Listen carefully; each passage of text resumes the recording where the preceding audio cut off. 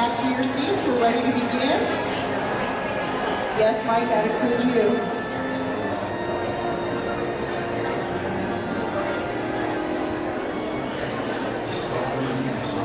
Okay. I cannot say enough about the Alzheimer's Association. Can we give the Alzheimer's Association a round of applause for all the work they do? Amen to that. Thank you. They work long hours. Sometimes they work 7 days a week. Sometimes they eat lunch at 5 o'clock. I just want you to know that doesn't go unnoticed, and we appreciate all that you guys do. Not to mention their services are absolutely free for family members. So please go visit their table in the back of the room. Get to know the staff. They're there to help you. So I'm thrilled to have the opportunity to introduce to you once again our colleague, Carol Birch. She is of the law offices of Carol Birch.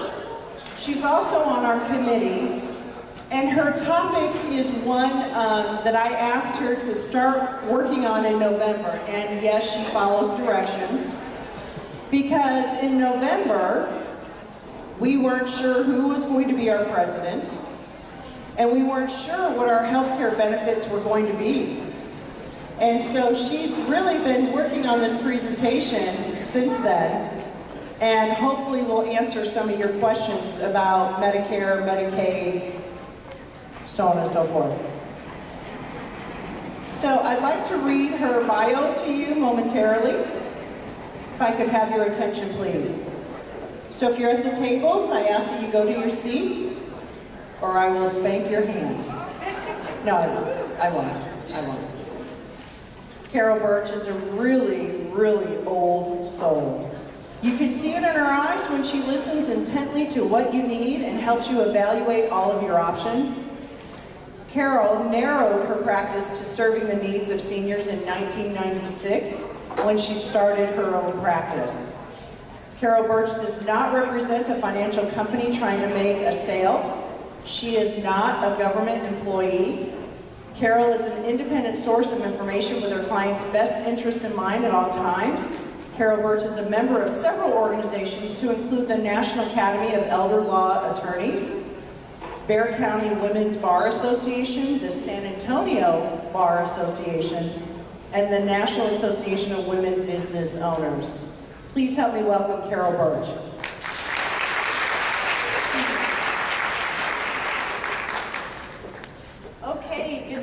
Good afternoon. Can everybody hear? Okay. We are starting with some housekeeping. I know you guys in the back can't see these shoes, but you guys better like them a lot, because they are killing me. And I've been wearing them since 6:30 this morning, and I'm having one until 8 o'clock tonight. So can I hear a round of applause? Thank you. Take it off!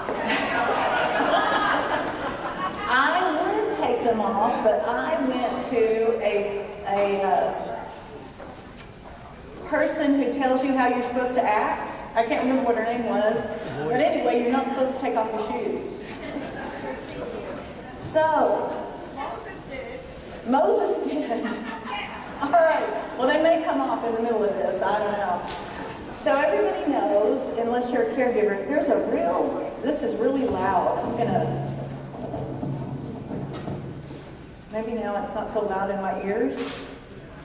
Okay.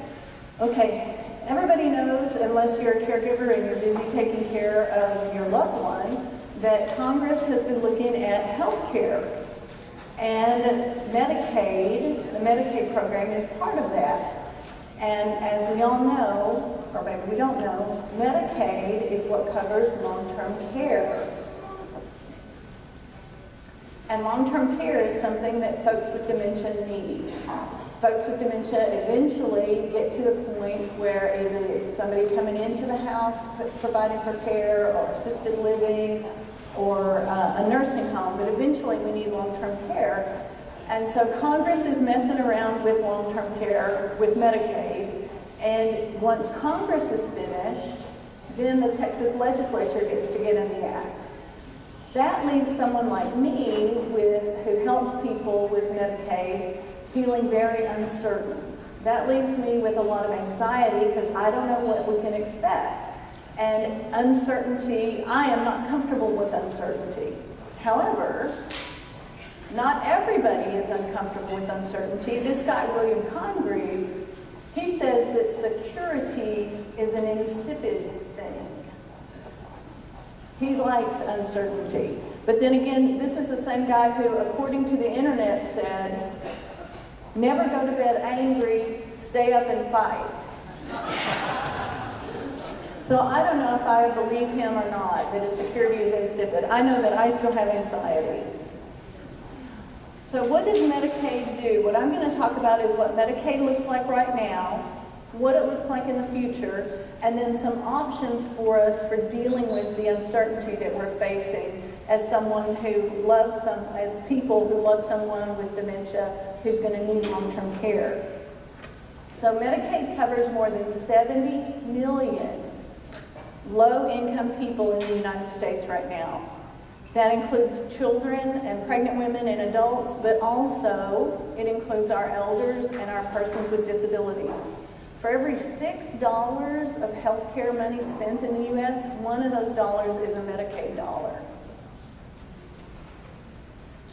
Even though Medicaid includes folks with pregnant women and children, 2/3 of the Medicaid expenditures go for our folks with disabilities and our elders.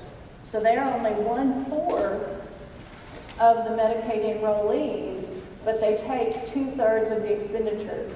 So this is certainly a place where Congress and the legislature may decide to tighten things up because they're the big dollar guys. So what about Medicaid is involved with the feds and with the state? Medicaid is paid for with state tax dollars and federal tax dollars. So the feds make the big rules and then the states administer those rules. The states get to decide how to administer the rules. How much money a state gets from the federal government depends on the state. But here in Texas, about 59% of our Medicaid dollars are federal and 41% come from the state. So that means that for every 60 cents of every dollar of Medicaid, 60 cents is provided by the federal government, your income tax, and 40 cents is provided by the state government, your sales tax, for example. So right now, Medicaid is what we call an entitlement. That means that if you meet the requirements for Medicaid, you get it. If you're in a nursing home. Nursing home Medicaid is the entitlement. Home care Medicaid is not an entitlement, at least not the kind of care that we need for a person with dementia. The feds match the state payments as much as we need. So if we've got 100 people who meet the Medicaid requirements and need nursing home care, the feds pay for 100 folks who need nursing home care. If we've got 110 folks who need nursing home care, and if we've got 10 of them who need more expensive care, the feds match what the state pays. It's unlimited. There's no preset limits. So for example, and I don't know if y'all can see that, but let's just say that a 1 month of care costs $100 for a Medicaid enrollee. The feds pay 60 cents, the state pays 40 cents. Well, actually $40 and $60 since I said $100. The next month, the enrollee's care goes up to $110 a month. The feds still pay 60%, and the state still pays 40%. So both of them have an increased expense, and they both have to pay it because Medicaid is an entitlement, and you're entitled to the benefit. Here in Texas, to qualify for long-term care Medicaid, you have to be essentially a citizen of the United States. You have to be a resident of Texas. There's income and resource requirements. And then you have to be either aged over 65, disabled, or if it's a nursing home you're in, meet what they call medical necessity. So the income limit is $22.05 gross per month. And the resource limit is $2,000 in countable resources.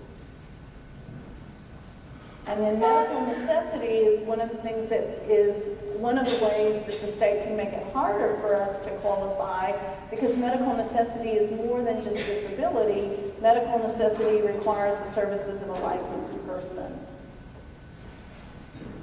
Okay, so that was Medicaid today. Does anybody have any questions about Medicaid today before we go on to Medicaid tomorrow? Everybody good? If you have any questions, I can't see you. I got my glasses on and you're too far away. Okay. All right, so what happened? May 4th, the House of Representatives passed the American Health Care Act. And it's now in the Senate where it can be changed. In fact, some senators say that they are going to start completely from scratch. It doesn't matter what the American Health Care Act says. They're going to work it over themselves. The American Health Care Act makes a lot of changes to Medicaid, but the primary change that I want to talk to you about is the per capita cap. Per capita just means per head. So now, with Medicaid, instead of saying, all right, state, we pay 60% and you pay 40%, the feds are saying, we're going to pay this much per person, no matter what their level of need is. This is how much you get. So going back to our previous example, you got $100, and let's say they continue to pay $60, and the state continues to pay $40. Let's say that person's health gets worse, or they need more expensive care, or something comes up, they need $110. Well, the feds are still only going to pay $60. The state has to come up with the extra $10. Okay? Does everybody understand a per capita cap? The trouble, or one concern that this raises, is the feds are doing this as a cost-saving measure. So they are setting the per capita cap below what the actual cost is. They're trying to save money, so even though we know it takes $60 of federal dollars to pay for the care of a person in a nursing home right now, they're going to set it at $59 a month because they're trying to save money. Well, what is the state going to do to come up with the extra money that is needed? Where is that money going to come from? So the feds are basically shifting the cost onto the states. The feds, some folks say that, well, the states know better what to do and what their citizens need. So really, we should let the states decide, and so we're going to put that cost on the states and they can make the decisions that they need. But again, where is the state going to come up with that money? One thing the states could do is make it more difficult for high-cost, complex need persons to qualify. Make it more difficult for them to enroll. Another thing the states could do is reduce benefits. They could reduce provider reimbursement rates, which here in Texas, we already have very low provider reimbursement rates. So you wonder sometimes why the nursing home is so short-staffed. Well, because for every 10 folks in the nursing home, 6 of them are covered by Medicaid. And Medicaid reimburses the nursing home at a lower rate. So they don't have enough money to pay for the staff that they need. And that could just get worse when they're having to come up with more money. Or the states could choose block grants. What's a block grant?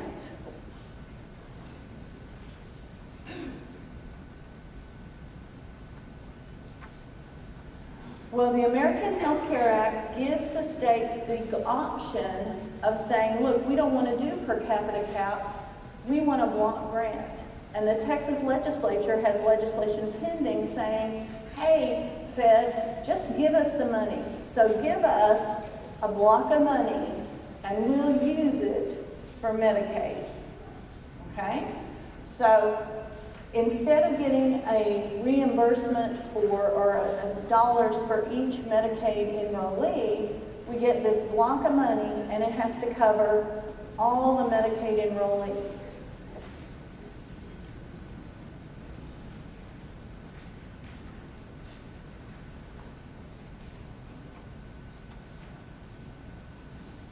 Is this a good idea? Well, if you want my opinion, which you don't, but block grants are scary to me, and one reason they're scary is because of the way the blocks grant went when we did welfare reform. I don't know if y'all remember, but back in 1996 or so, we reformed welfare. We used to have the Aid to Families with Dependent Children, AFDC, and if you remember now, we don't have that anymore. Now we have TANF, Temporary Aid to Needy Families.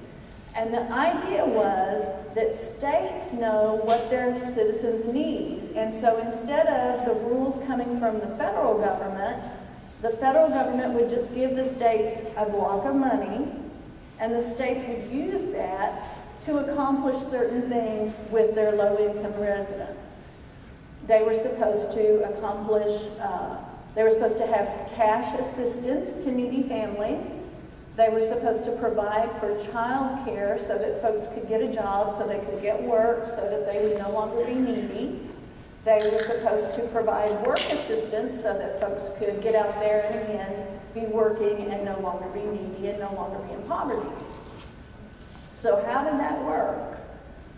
Well, in 2015, Texas spent less than 10% of the state and federal TANF dollars on aid to families, on basic assistance to needy families.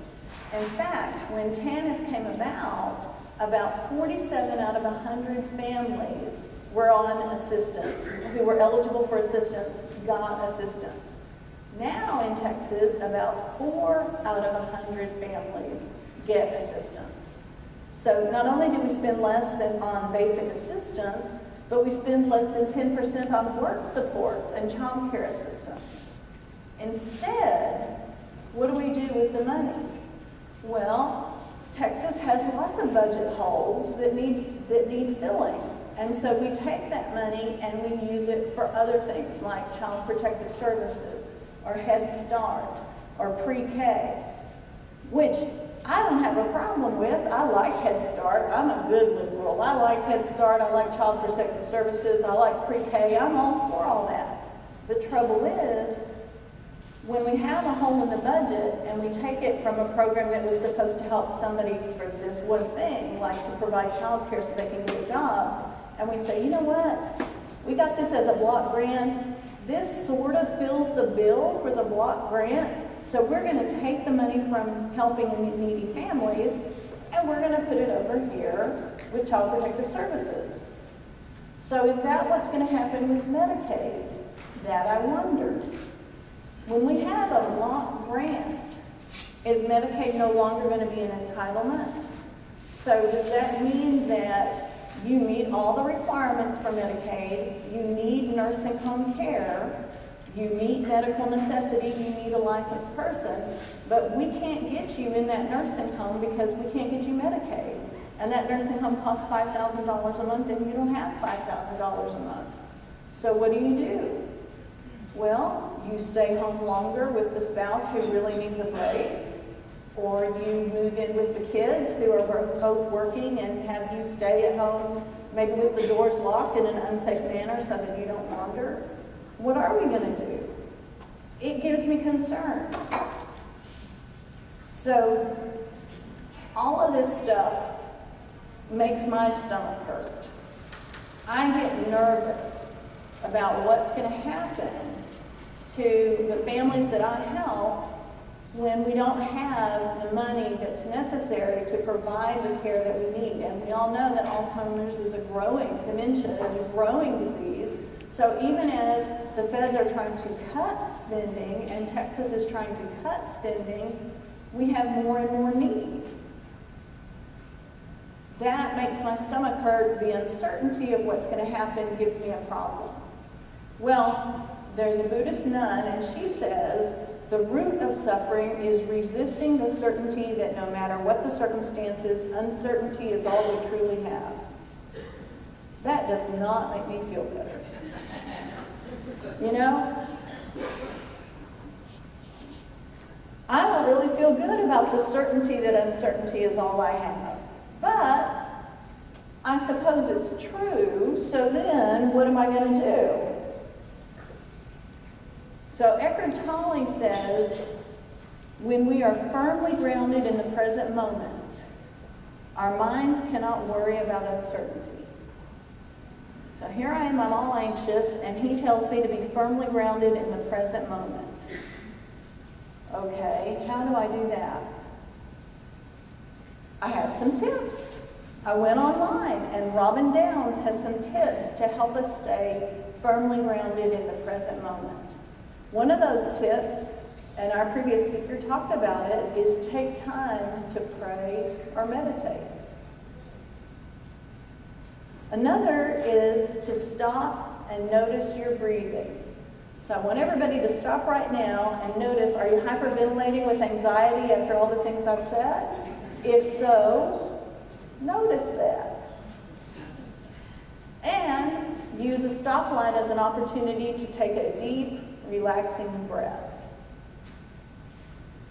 Give yoga or Tai Chi a try. Those are both practices where you stop and pay more attention to your body. Everybody gets to do this because it's really easy. We're going to roll our shoulders forward, then we're going to roll our shoulders back. I'm watching, so I know I told you I couldn't see, but I can see that you're not doing it. So give me some motion. 4 or 5 times. Thank you. I feel better already. I feel firmly grounded in the present moment. I'm not as anxious as I was. But wait, there's more. Guess what? I really am concerned about y'all. I like to be a merry ray of sunshine, not a depressing bringer of gloom. So I said, after I went through this and after I saw all the stuff that Congress is looking at and how things are not looking good for the folks I serve, I said, I don't want my clients or I don't want this crowd to end up feeling like, man, that was just the worst presentation. I feel terrible. So I said, what am I going to do to make sure that they leave in a cheerful mood? So we're going to do an exercise. And luckily enough, it has to do with taking your shoes off.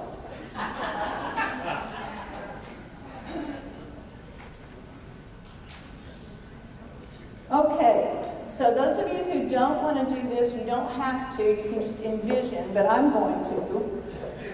Take off your shoes and socks. Feel your feet pressing into the ground. Or, as I said, envision and feel your feet being pulled towards the ground. So my feet are pressing into the ground. I'm going to expect everybody to do this exercise, so don't be giving me a look. Okay, now, with your eyes open, I want you to look around the room and become aware of each detail. For example, what color are the walls? What can you hear besides my voice?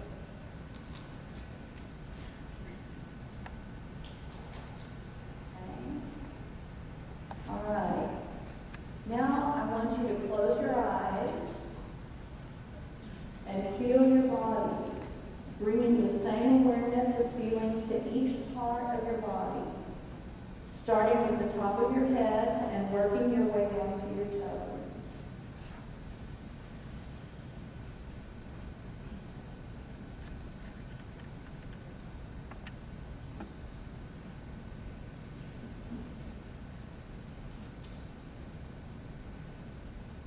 I want you to begin to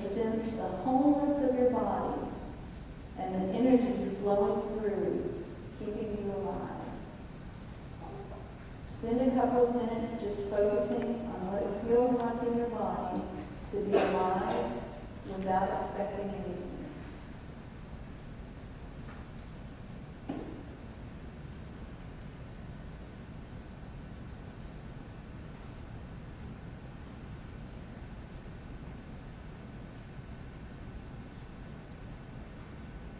Feel and become aware of your feet being pulled into the ground with the natural force of gravity. Imagine your legs are tree trunks and your feet are roots extending into the ground. Notice that your body is able to move with the wind and you remain firmly locked into the ground.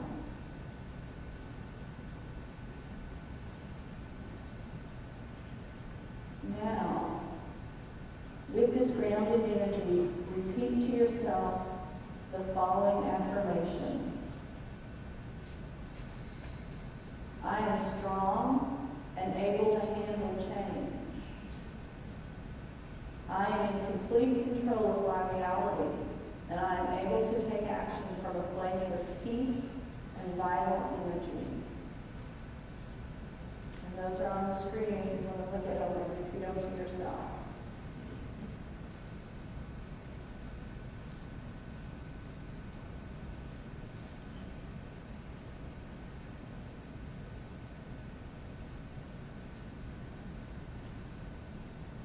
Thich Nhat Hanh, a Buddhist Zen master, says, breathing in, there is only the present moment. Breathing out, it is a wonderful moment.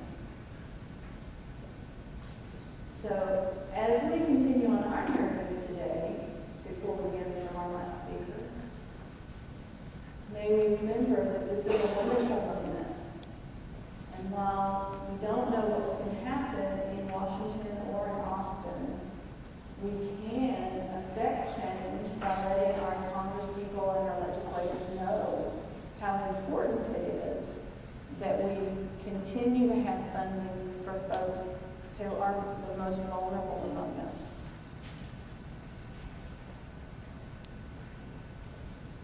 So this is a presentation I've never given before. As Helen told you, I had to make it up from scratch. And I really didn't know what to say because we don't know what's going to happen. So I didn't take all of my time. I would like to welcome any questions that y'all might have about Medicaid or anything else that I can help you with. Yes, ma'am. Carol, do you have any idea? I know when we hear about these different pieces of legislation being considered and when something would actually go into effect. So what they're considering now, are we looking at something that would go into effect next January? And then if you have someone who's maybe their application is in process, I'm just curious how that affects folks who are in the process of, just Great question. She's asking what I know, if anything, about how soon changes would be implemented, and for folks who are in process, what's going to happen with them. I think changes are not going to be implemented anytime soon. The Senate has said that they're going to take their time on health care and they're not in a hurry to do something. However, I think we can expect negative results from them because they are on a cost-saving, tax-cutting kind of swing right now. So we certainly can't expect more money to be available for folks with dementia. At least I don't think we can. For folks who are in process right now, I don't think anything is going to change. I think you'll still have coverage, but whether we'll have coverage in 5 years, I don't know.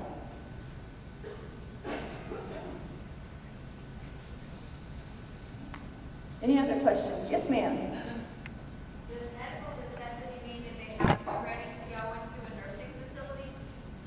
The question is, does medical necessity mean they have to be ready to go into a nursing facility? I think what you're asking is if you meet medical necessity, necessity should you be in a nursing home, and I would say no. It just means that you need care, and that could be provided at home or in assisted living. Yes, sir. If a QIT was set up, a qualified interest trust was set up because of income over the limit, and then that income in a later time goes under the limit, do you still need the qualified interest trust? The qualified income trust? The question is, do you need a qualified income trust when income starts out over the Medicaid income limit and then it goes down? Like if you had aid in attendance and then you didn't have aid in attendance anymore, you wouldn't need the qualified income trust anymore. So income wouldn't have to go through it. But you could still use it. There wouldn't be any hurt to you continuing to use it. Can you tell us what that is, a QIT? A qualified income trust, remember when I said on the screen that the income limit for Medicaid is $2,205? If your income is over that, your gross monthly income is over that amount, then you have to put it through a qualified income trust in order to qualify. So it's just a bureaucratic solution to the foolishness of having an income cap. Yvonne, you were going to say? Yeah, I was just kind of thinking about everything that you were saying in regards to, we know all this and we know where it could possibly lead us. So as those of us either already in the transition of caregiving or in the process of maybe being there ourselves or being cared for, how can we start preparing differently than the dependency that we seem to have on, financial assistance? I mean, for those of us who are not, have won a lot of that. Okay. Yeah. Great question is, what can we do differently In preparation. to prepare for our need for care? One thing, if we're young enough and healthy enough and have enough income, is to look into long-term care insurance. I'm not saying buy it. I'm saying look into it. I think it's a useful product. There's certainly problems with it. I don't deny that a bit. But that would be one thing for those who are young enough to do. For those for whom their health rules that out, or their age or their income rules that out, I would, and this is tough for me to say, but we got to listen to Dr. Weiss and get off our rears. We have to not be so sedentary. We've got to exercise and we've got to eat right. And I don't like saying that. I don't believe in that kind of activity. Going to the gym, I think that's wrong. But I don't know much else what we can do to try and keep ourselves as healthy as possible. And then, of course, even if as we do all those things and are physically fit and we still get stricken, I guess we have to educate the society so that perhaps we could become a more, like someone would say before, a more dementia-friendly society, so that we don't have to institutionalize our loved ones, so that there's some other way of providing care for them, although I can't imagine what that would be. But like Dr. Weiss said, I didn't imagine cell phones when I was 12. So. Carol, I have trouble getting, for instance, the long-term insurance because I had back surgery. So they're very picky. If you have any conditions that are major, you're not going to get it. Can you talk to them about the time frame in which to get things out of your name so that they can possibly qualify for Medicaid? Okay. The question is, well, first there was an admonition that long-term care insurance is hard to get, and it is. You really do. It's medically underwritten. Then the question is, talk about the time frame to get things out of our names so that we can qualify. I think that's a really hard question because if we're looking at a loss of Medicaid eligibility, if we're looking at less and less eligibility for Medicaid, maybe what we need to be doing is reorienting ourselves so that we don't have this expectation that, well, you know, this is mine, I worked hard for it, and I want it to go to my kids. Okay? Because the reality is, yeah, this is yours and you worked hard for it, and you know what? You live in a state where you don't have to pay income taxes, and that helped you keep it, and that state isn't going to pay for your care. So don't give it to your kids because you need it. Don't give it to your kids because you're going to use it to pay for your care. And you got some benefit out of the state not paying for people's care by living in a state that doesn't charge an income tax or assess an income tax. So I don't know that I would advise folks to get things out of their name. Right now, the look-back period is 5 years. So if you do want to get things out of your name, you want to do it 5 years before, or more than 5 years before you need Medicaid assistance. But again, I don't know if that's what I would recommend. I would recommend that we reframe our thoughts on inheritance, and kids don't expect anything from your parents because your parents are going to need to use it. So there was some gloom and doom, but remember, breathing out, it is a wonderful moment. Yes, ma'am. So I guess the positive I take from this is, as we talked earlier with Dr. Weiss, is that those with dementia, especially Alzheimer's, tend to be healthier. We don't have all the major comorbidities. So maybe if they're not going to be paying for those people that need higher level of care, higher acuity in nursing homes, then maybe our dementia, Alzheimer patients have a greater chance. You know what I'm saying? Because I'm basing it on what you're saying. If I don't have a lot of major medical need and I just have mostly cognitive need, then maybe Medicaid is going to be willing to pay for me in long-term care because I don't have the need for a lot of heavy skilled care. See what I'm saying? So I'm trying to find the silver lining here. I think that's great. What Jill brought up is great because she's saying that maybe because folks with dementia, like she was saying, don't have a lot of comorbidities because they tend to be healthier, then maybe Medicaid will be willing to cover them, and it's the folks with the really acute needs or the more complex needs who won't be covered. But the thought that gave me is, instead of getting off our rear ends and exercising, which is, you know, just I can't even think of it. Maybe we should be as sick as possible so we die sooner and we don't have to worry about Medicaid. I'm just offering that because it is a wonderful moment. Okay, other questions? Yes, ma'am. Since long-term care is expensive, one of the things that we talked about was doing a health savings account. You have that option, it's tax free money, and even if you don't use it, you can pass that on to your children. She's bringing up the health savings account, which is part of the healthcare, the American Health Care Act that Congress passed, which was to increase the usage of health savings accounts. So that's a good option. I don't know if you can pass those on to the kids or not. I'm assuming so. Yeah, one birthday. Oh, good.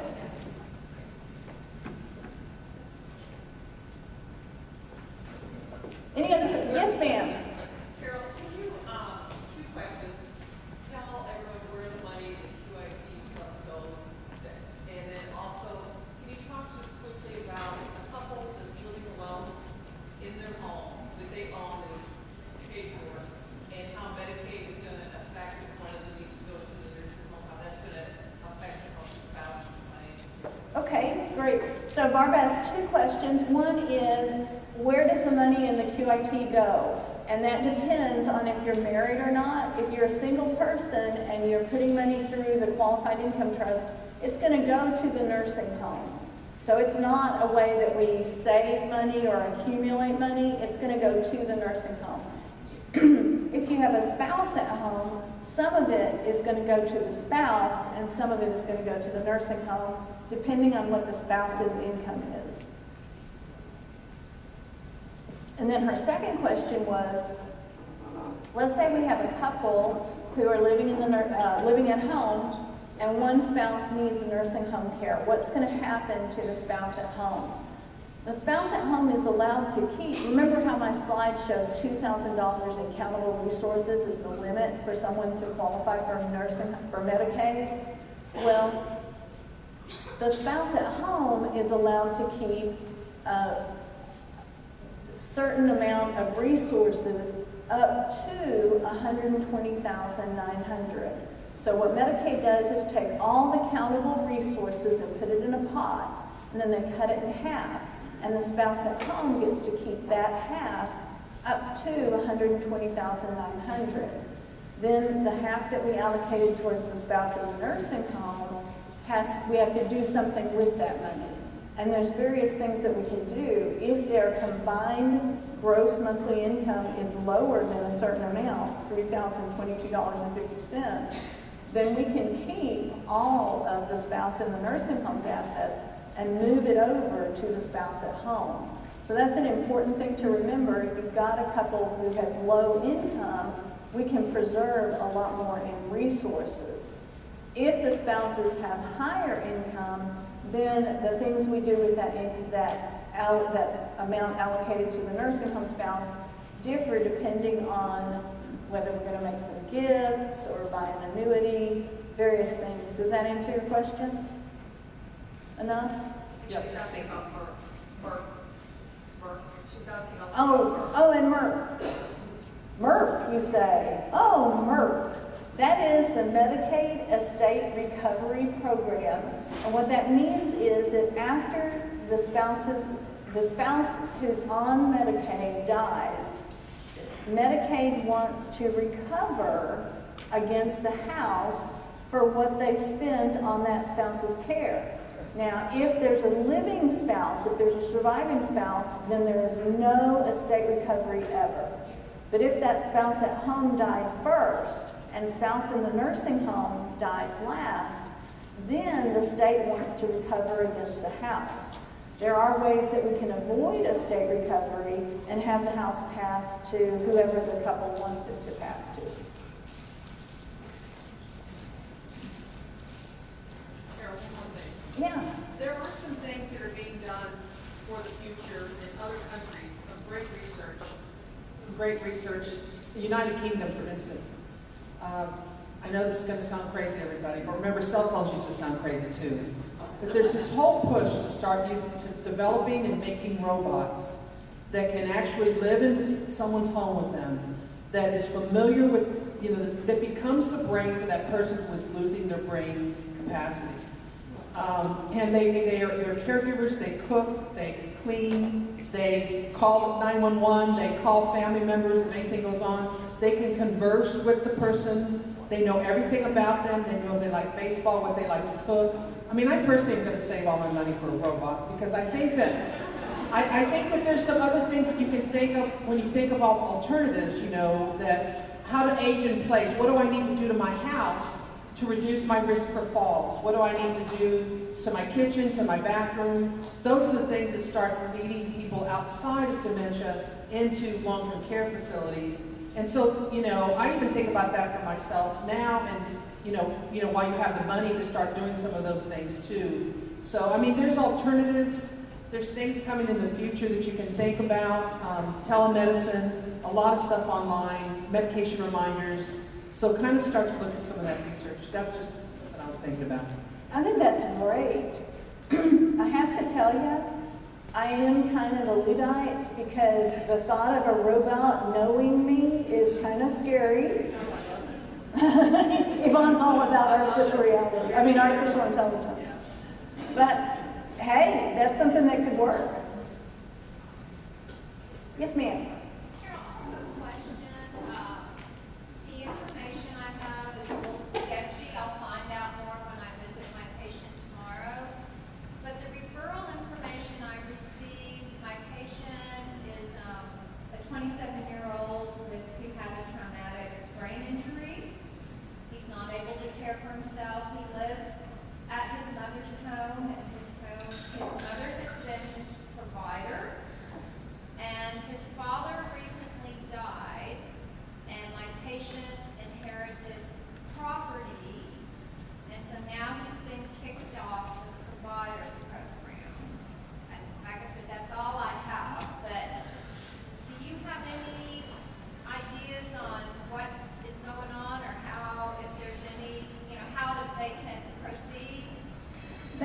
there are some options for him. Let this be a lesson to all of us. We all need wills, and we all need to know what the situation is of our beneficiaries. Because if Dad had done some planning, he could have saved his son and his son's mother a lot of anguish. So all of us need wills.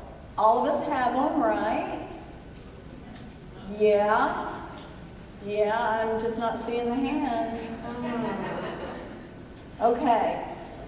So for those of us who don't, we need them, and we need to know the status of the people who we're naming as a beneficiary. But yeah, there's actually some options for him since he's under 65, and he can get back on his services. How does he find out what the options are? Now, Janet. The phone number Carol is. Yeah, he needs to call me, or his mom does. Okay, I suspected that they would need to get involved with you. Okay, thank you. Mm-hmm. All right, do we have any more questions? Okay, I apologize for not taking all y'all's time, but that'll give our vendors more time, right? Well, wait a minute now. Don't rush off. Don't rush off? Can we have a round of applause for Carol?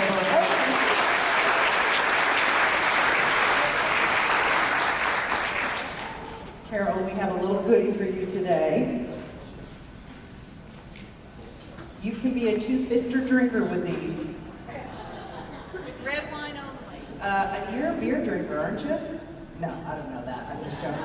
Hey, listen, we do appreciate your time and your support and keeping us up to date, because as this times we're seeing a bunch of change in healthcare and benefits, I just wanted to make sure we all understood what's ahead of us. So, thank you.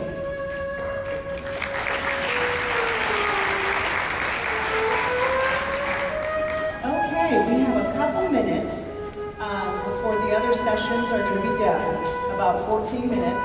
So you're welcome to stand up, take a breather, make sure you pick all of those vendors, get your bingo done. I will wait for everybody who will be back in the room together to do those door prizes. Stretch, get a drink.